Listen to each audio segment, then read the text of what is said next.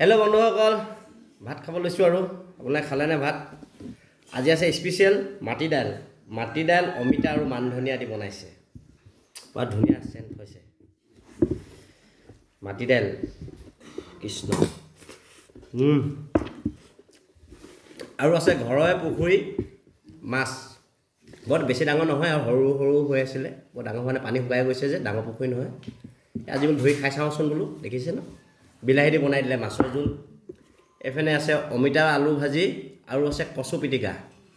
নিজৰ বাৰীয়ে কচু একদম মানে বুটলি আনিলোঁ, সৰু সৰু পোখা মানে কি ক'ম, একদম কচু পোনে ওলালেও ভাল আৰু সোমাওঁতে ভাল যে, কাপত দি দিলে পিটিকা। বৰ ধুনীয়া হৈছে দেই কচুখিনি।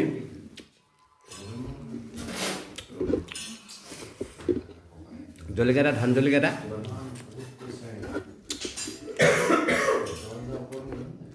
আজিলৈ ইমানেই আৰু।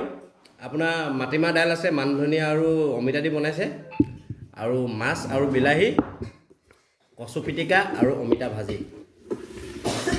খাই লওঁ এতিয়া। Bye bye. আপোনালোকৰ নাই খোৱা যদি খাই লওক। Bye bye.